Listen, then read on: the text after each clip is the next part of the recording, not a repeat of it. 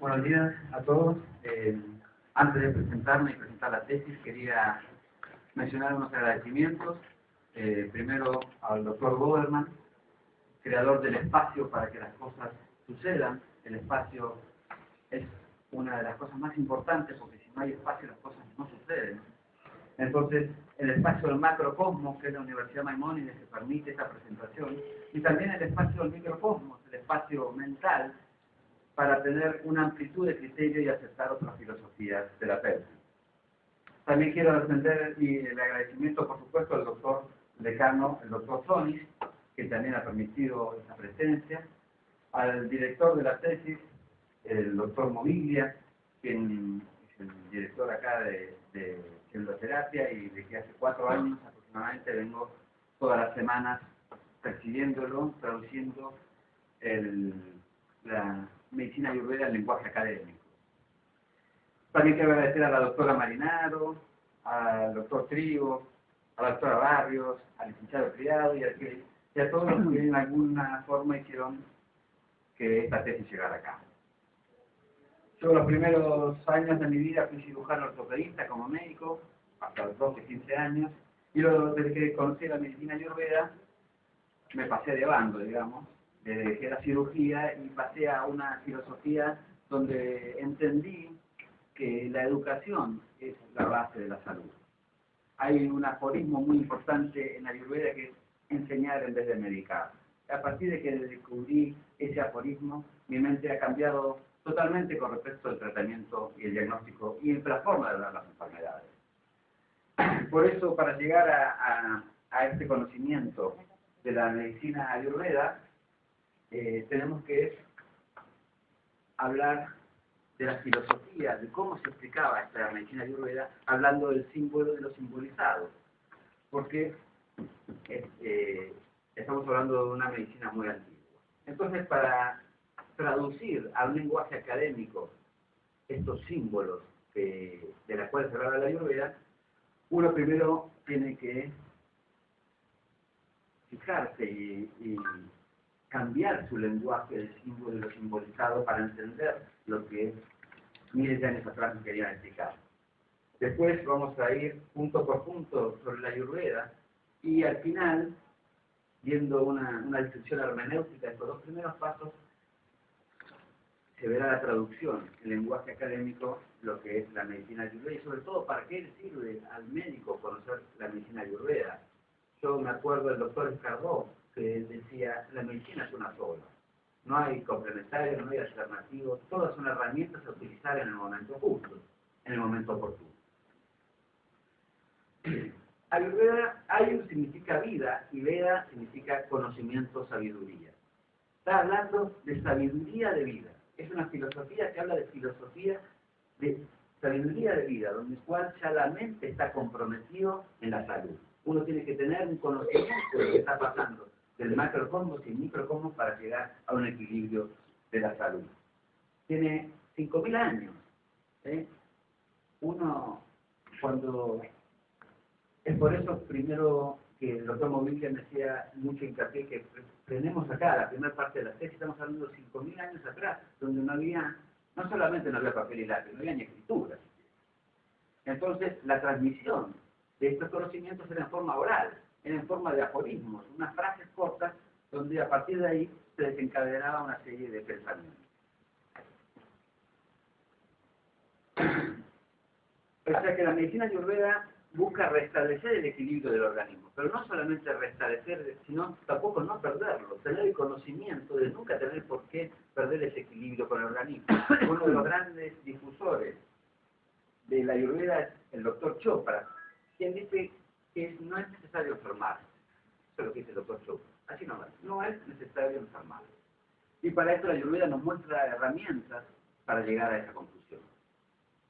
La ayurveda sostiene que el ser humano, el microcosmos, está compuesto por exactamente los mismos elementos que el macrocosmos.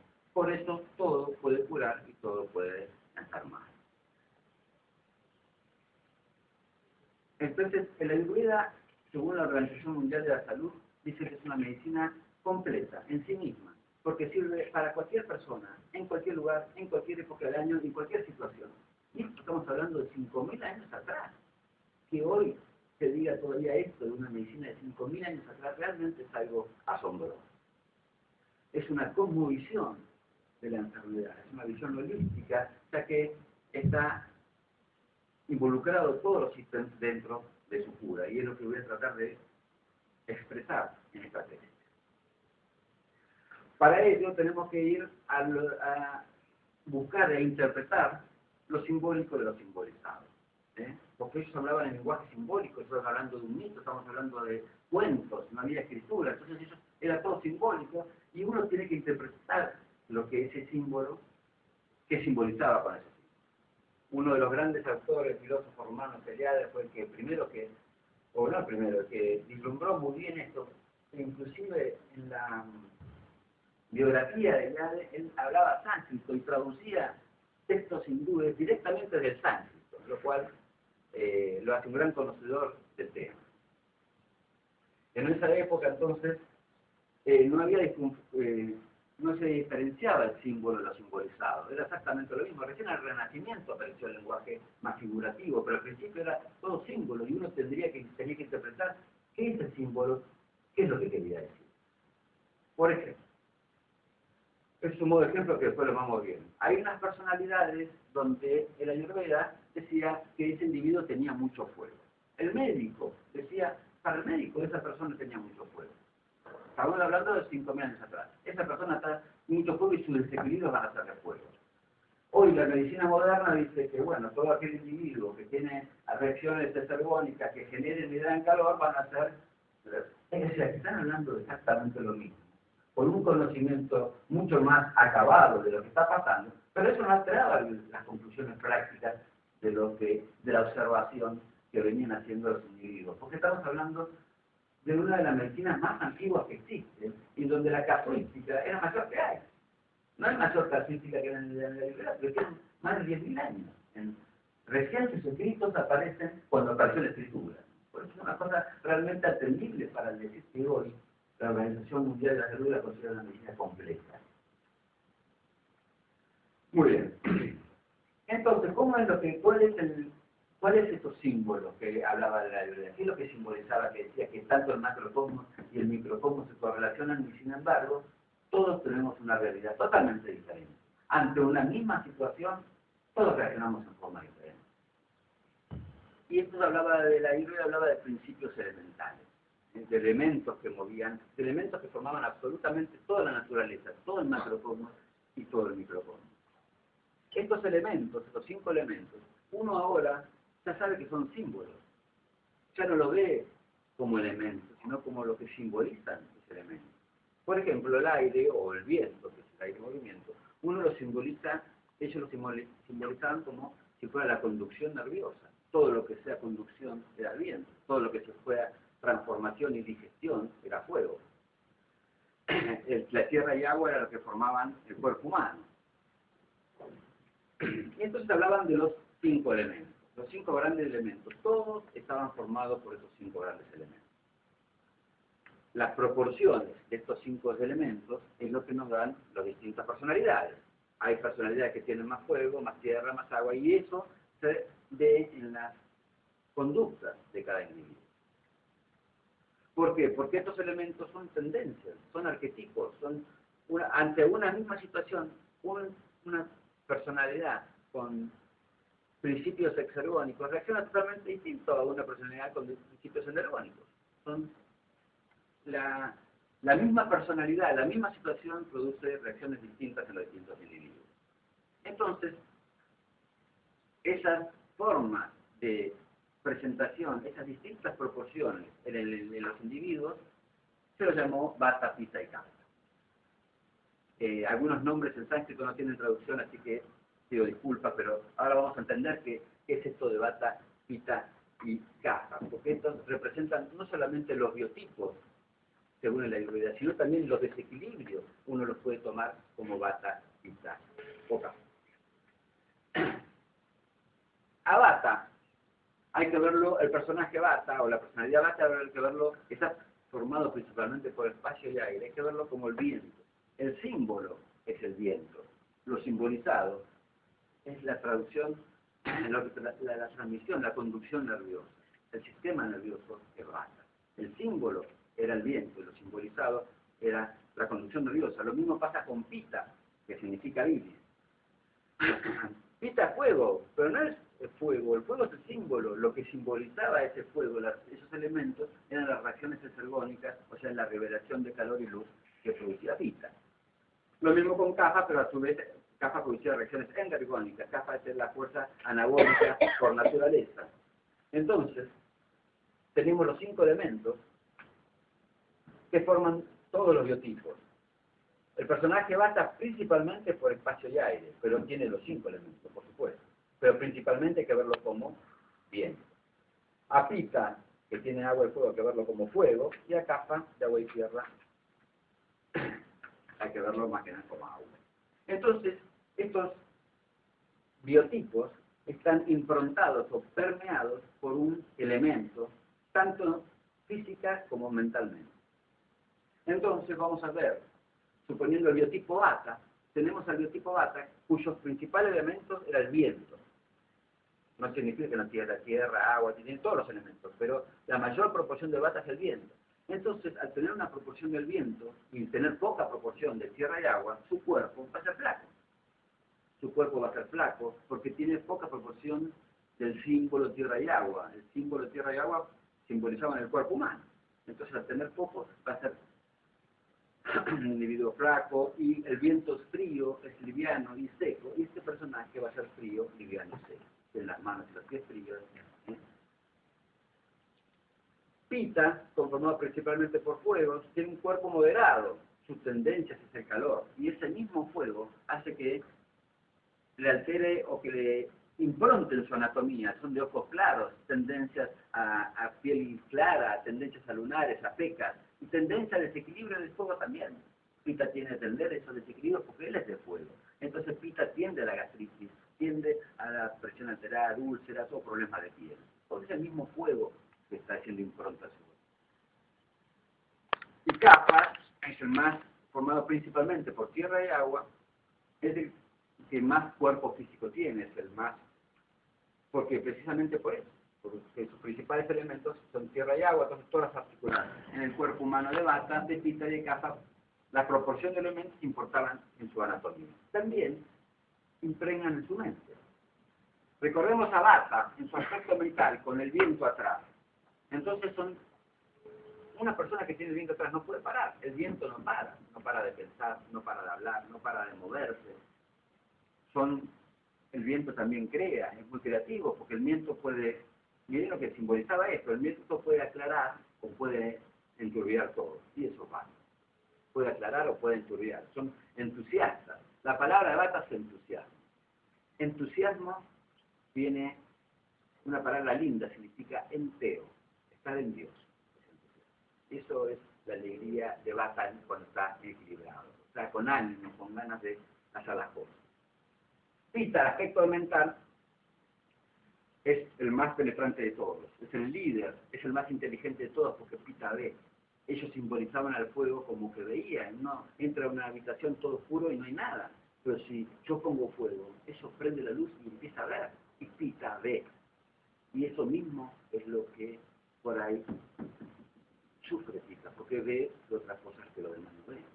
Pero nadie se da cuenta que es esto, no se dan cuenta que pasa.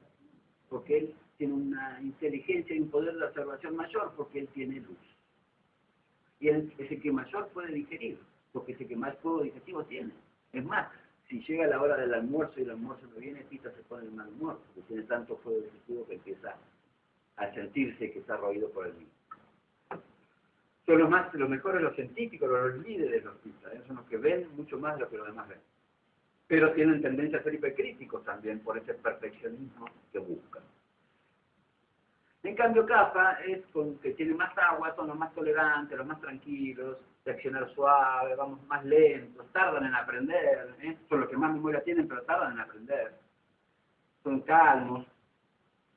Y generalmente no les gustan los cambios. A Kapha le gusta la rutina, seguro con su tradición, porque es agua y tierra. Uno lo simboliza el agua y tierra, la montaña está siempre igual ahí. Uno siempre que puede confiar en Kapha, puede confiar en ese agua y tierra porque va a estar siempre ahí, mañana va a estar así, va a estar siempre haciendo eso. Lo que hace la diferencia del símbolo y el simbolizado, lo que veían ellos, es realmente admirable cómo podían simbolizar eso. Y no termina acá todo. Esto mismo Vata, Pitta y Kapha ahora son los biotipos. Y se suban otra clasificación a estos doshas, una clasificación cruzada, digamos, porque estos biotipos pueden estar en equilibrio o pueden estar en desequilibrio. Entonces, estas tres nuevas fuerzas, sattvas, rayas y tamas, son los que van a hablar del equilibrio o desequilibrio de estos doshas. Sattvas o sáttvico es el equilibrio, cuando una persona está en equilibrio. Rayásico cuando está con fuerza ergónica, la traducción de lo simbolizado, es eso lo que produce calor, es el movimiento, es ir hacia afuera. Y lo tamásico al contrario, ir hacia adentro, lo anabólico. Entonces, cruzando Vata con estas nuevas fuerzas, uno obtiene lo siguiente, que Vata en equilibrio, tenemos esto. Es un emprendedor, creativo, con entusiasmo, abre puertas, es veloz, es vital, es energético. Ahora, cuando Vata está en desequilibrio pueden pasar estas dos cosas, que estén en desequilibrio hacia afuera y tender a ser ansioso, fantasioso, no puede dormir, no puede parar, tiende a la constipación porque se seca. Todas estas cosas, y hasta puede llegar a ser un grado tamásico de, bueno, acá lo ven, ¿no? Lo mismo ocurre con Pitta, las posibles tendencias de Pitta. Pitta el sáttvico es el líder, es el más allá, es el catedrático, el investigador. Acá en Maimónides está lleno de Pittas, todos son investigadores, todos son científicos, son muy líderes, son en estado sáttvico. Ya cuando uno, estos mismos doshas, están rayásticos, tienden a hacer ese mismo juego, lo hacen hacer hipercrítico, competitivo, y es el mismo elemento que está simbolizando el accionar en desequilibrio. Ciego de ira, cuando Pitta está ciego de ira, eso es cuando Pitta debería ver. En Kapha, igual, en estado sáttvico es el escucha, devoto, leal, paciente, y también en desequilibrio testarudo, porque es el mismo elemento, es un elemento de tierra que está atrás, haciendo desequilibrio. El elemento de tierra lo hace que sea testarudo, cerca, que no cambie de opinión. Entonces no estamos libres, tenemos un elemento que nos está improntando, tanto a nivel corporal como a nivel mental. Esos mismos canales, esto increíble, la Ayurveda, que hablaban de canales, que la mente decía que mano, bajas, rotas, decían ellos. Mano es mente, bajas, rotas son canales. Ellos decían que había canales que incorporaban la mente con el resto del cuerpo. Y que todo lo que uno pensaba a nivel corporal influía, pero no, que pensaba a nivel mental influía a nivel corporal de una forma también sistematizando los doshas. Así, el miedo, la ansiedad y la angustia eran fuerza Vata y aumentaban los desequilibrios Vata y aumentaban el desequilibrio Vata. La ira, la violencia es una fuerza Pitta, que no significa que solamente Pitta es ira, tiene ira y violencia. Vata también tiene ira y violencia, desequilibrio, pero esa ira y violencia lo simbolizaban como fuego. Y la envidia, la avaricia es un desequilibrio Kapha, ¿entiende? Porque el agua, que es Kapha, el agua hace puentes de hidrógeno. Miren lo que la medicina moderna hoy dice, el agua tiene puentes de hidrógeno, si las gotas de agua se atraen entre sí por esos puentes de hidrógeno, por eso necesitamos surfactante a nivel pulmonar por las gotitas de agua, la tensión superficial que tienden a colapsar el alveolo. Y ese agua tiende al apego. El amor un poco desequilibrado es el apego y es lo que Kapha el desequilibrio presenta. Hasta ahora vimos entonces Vata, Pitta, Kapha a nivel corporal y a nivel mental. Cómo están, cómo se pueden. Ahora vamos a ver que Vata, Pitta y Kapha también son efectos del tiempo. Este es un lindo reloj que vi por ahí, en el cual no es el tiempo que empieza y termina acá, sino cíclico.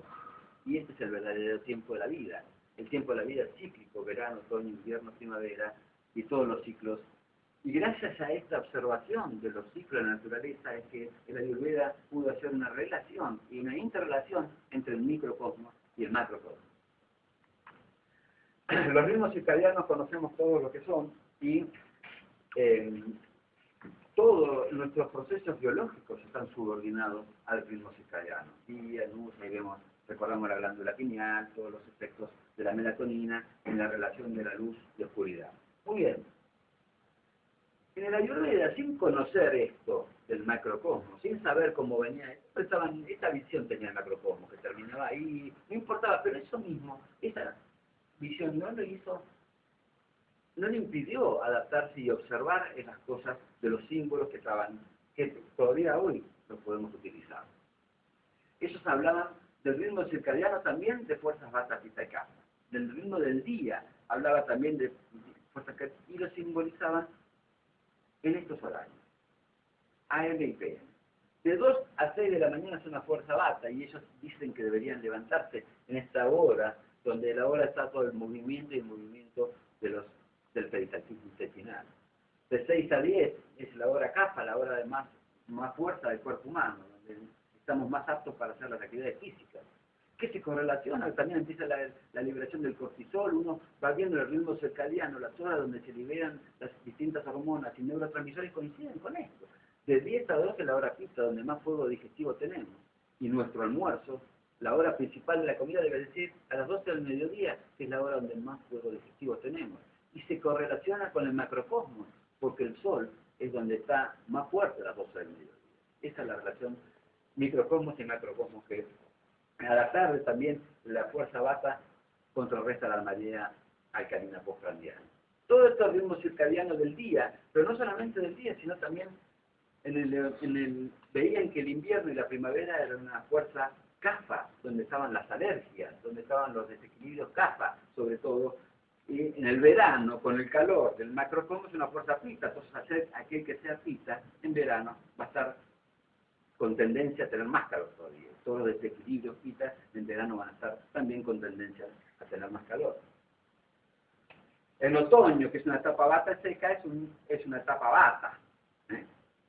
Entonces, cuando uno habla de esto, ellos ya decían que esta etapa vata de otoño, que es frío y seco, va a desequilibrar los desequilibrios que sean vata. Entonces ya acá, no solamente se ve que vata, pitta y kapha son los biotipos, sino también son los desequilibrios. El reuma, la parálisis, todos los sistematizan en desequilibrios vata. Entonces, tanto el reuma y la parálisis, y los cólicos, las constipaciones, todas las enfermedades vata van a estar peor con etapas donde haya frío y seco. Esto mismo hablaba Hipócrates, porque ahora yo veo la palabra reuma. Y reuma significa fluir. ¿Y qué es lo que decía Hipócrates con reuma? ¿Qué es lo que fluía? Pues Hipócrates le puso reuma porque decía que el humor que ese organismo estaba sufriendo era un humor bilioso, frío y seco, como es el reuma, frío y seco. Y a partir de ahí yo también ejercí mal la terapia del reuma porque yo le daba calor seco al reuma en vez de darle calor húmedo, como decía. ¿Por qué? Porque no tenía ese entendimiento que obviamente el reuma que no está en actividad, ¿no? Entonces lo mismo que pitta, la fuerza de pitta y los desequilibrios pitta como gastritis, úlceras, infecciones van a ser peor en verano. ¿Por qué? Porque el macrocosmos permea el microcosmos. Igual que las alergias y los problemas van a ser más que nada en primavera porque es una fuerza kapha. También las edades de la vida, la niñez es una etapa kapha hasta los 14 años, la niñez es mucho más agua, la etapa kapha es donde uno está propenso a los desequilibrios kapha, a las alergias, a los asma, todos esos desequilibrios kapha que afectan más a la niñez, porque la fuerza kapha está en la niñez. En cambio, la fuerza pitta está en la adultez, de los 15 a los 55 años, que es donde uno, la época más procedente a la gastritis, porque uno va, es donde empieza, digamos, el trabajo de la vida, ¿no? Y la vejez es la etapa más vata, porque ella es la etapa donde estamos más secos. Estamos más fríos, más débiles. Entonces, vimos vata, pitta y kapha como los biotipos, como fuerzas del día, como fuerzas del año y como épocas de la vida. Todo eso lo veían ya 5.000 años atrás, cómo influía en otoño en estas enfermedades, cómo influía la etapa de la vida en estas enfermedades. Eso era realmente admirable. Y siguieron con la nutrición llamada Hatha. Para eso la nutrición, la digestión es sinónimo de salud. ¿Sí? La shirna, la indigestión es la raíz de la mayoría de las enfermedades, de partir de la constipación o la indigestión. Bhagavata hablaba de las leyes de alimentación como Hibukka, Vibukka, Ribukka. Pero fíjense lo que eran: cantidad, calidad, armonía y adecuación. Las mismas leyes que homologables que el doctor nuestro escudero puso como leyes de la nutrición. Son exactamente las mismas. Lo que pasa es que hablaban de otra forma. La cantidad, ellos decían que uno debería comer las dos manos así puestas como cuentas, y una sola comida fuerte en el día. Tenemos que comer menos. Porque somos individuos ad libitum, podemos comer lo que sea y cualquier cosa, no comemos lo que necesitamos, siempre comemos un poco de más. Calidad, ahí están los alimentos puros, los alimentos que ellos hablaban de los alimentos sátmicos también, lo equilibrado, ¿no? Hoy podríamos hablar del neo-ayurveda en la calidad, estaríamos bastante comprometidos, ¿no? Entre lo que es el suelo, la conservación de los alimentos.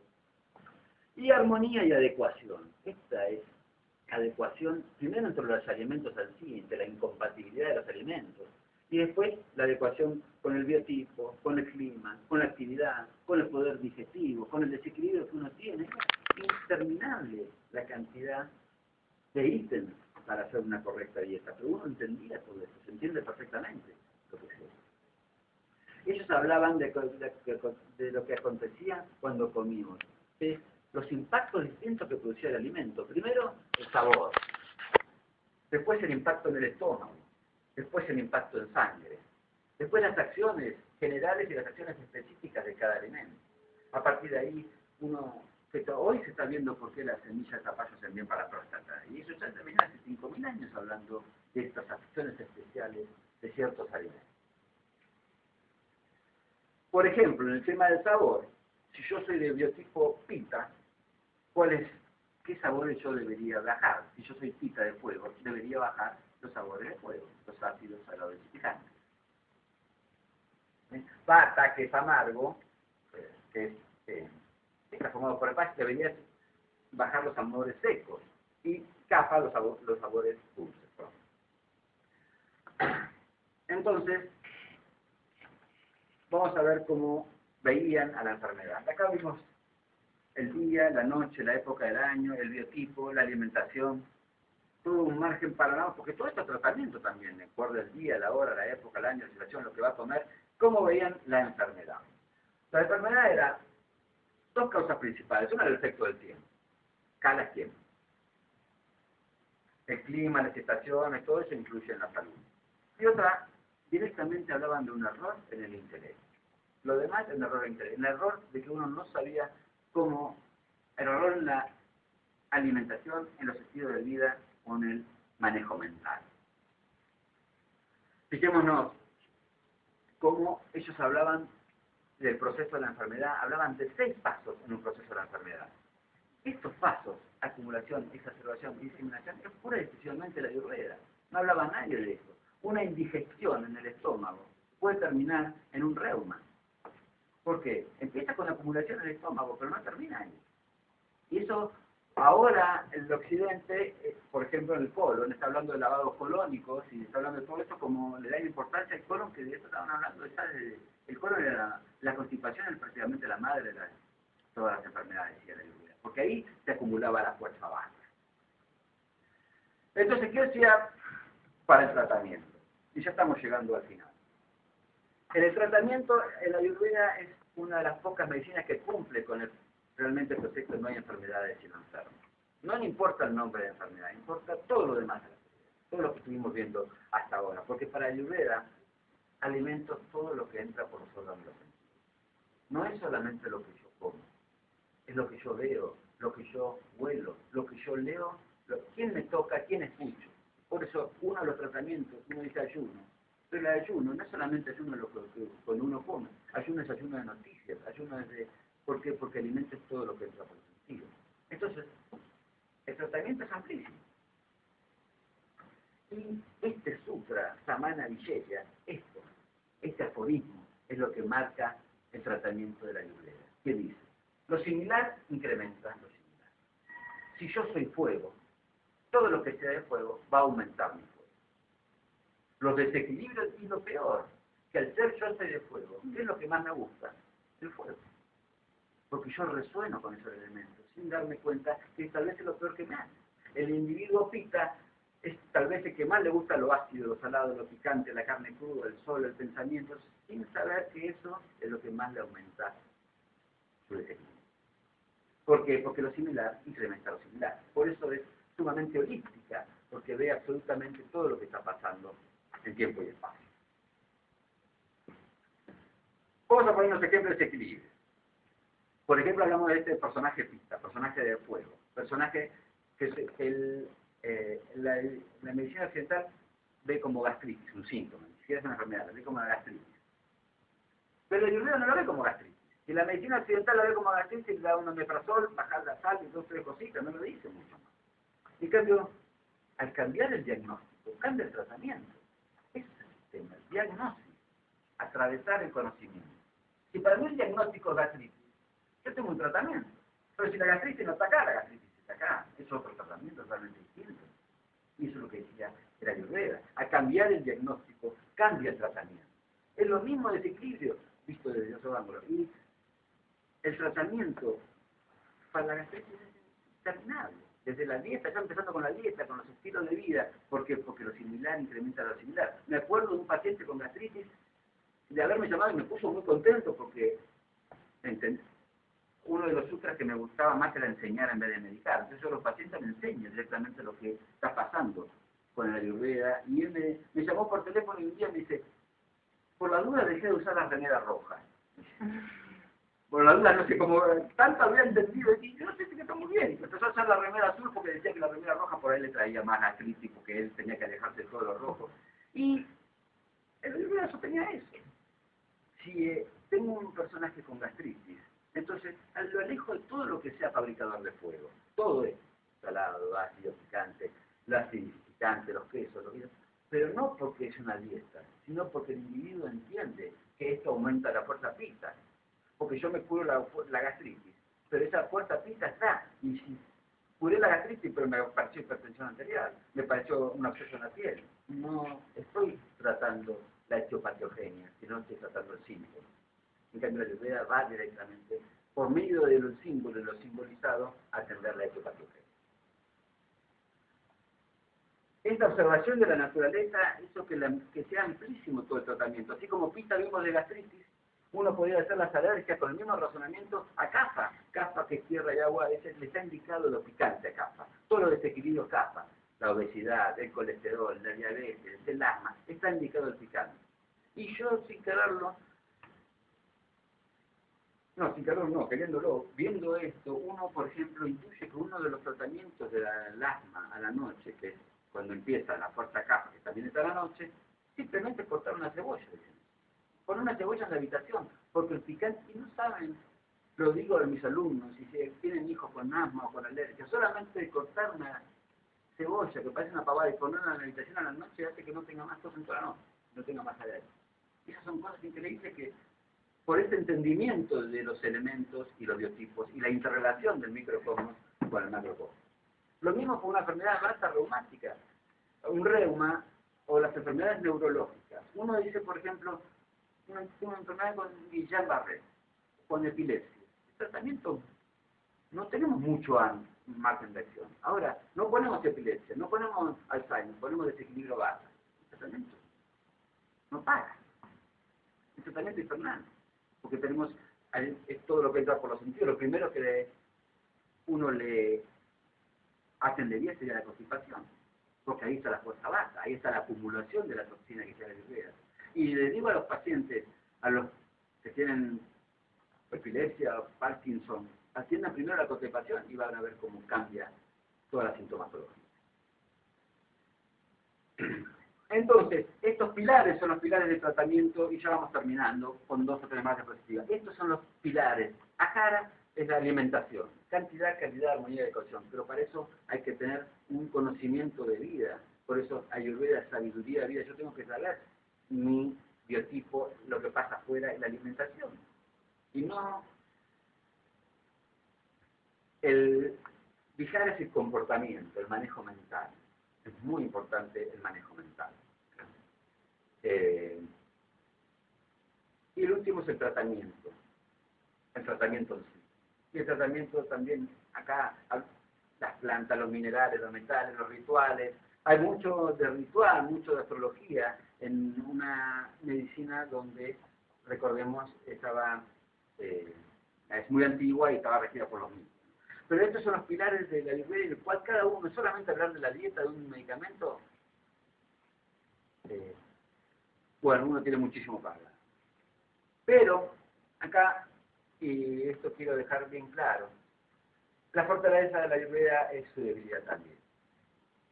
En la Ayurveda, Pasteur decía, el germen no es nada, el huésped es todo. Y la Ayurveda prepara al huésped para que el germen no entre. Pero una vez que entró, la Ayurveda tiene poco para hacer. Por eso la Ayurveda sirve, se apoya mucho en la medicina occidental en cuanto a la etapa aguda. La Ayurveda falla en la anestesia, analgesia y antibióticos. Ahí, por eso, uno dice medicina complementaria o alternativa o el nombre quiera poner, y el doctor Escaró decía la medicina es una sola. Son todas herramientas a utilizar en los momentos justos, pero nada más, la medicina es una sola. Y entonces lo que hace el Ayurveda dice, sí, tomemos el antibiótico, pero el terreno donde recibe ese antibiótico, el terreno tiene que estar bien preparado.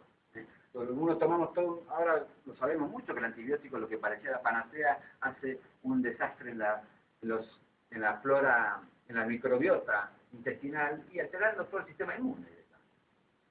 Eso ya lo venían diciendo desde antes, por eso el Ayurveda lleva al máximo el potencial humano con sus tratamientos y las peculiaridades de su vida. Muy bien. Espero haber estado a la altura de la maravillosa filosofía ayurveda. Si algo falló acá, esto fui yo y no la medicina ayurveda, eso lo puedo asegurar, porque yo he viajado, no sé, 15, 20 veces a la India, he vivido allá, me ha hecho escribir más de 20 libros sobre ayurveda y tengo una pasión realmente. Cuanto más estudio, no puede ser que esta gente sin papel y lápiz hayan esto que me parece. Esto es la conclusión, porque lejos de uno verla como esotérica, lejos de verla como algo mitológico, todo es una justificación científica. Uno lo ve así, uno lo puede traducir como fuerzas estergónicas, fuerzas energónicas, actividades epíasticas, pero el símbolo y los simbolizados estaban ahí. Y la verdad que la cantidad de herramientas terapéuticas que la Ayurveda da, de lo que es la mente, que no pudimos hablar acá, yo he escrito el libro que se llama Ayurveda y la mente, solamente el entendimiento de la mente realmente es maravilloso. Así que por eso, gracias por escuchar y gracias por la atención a todos.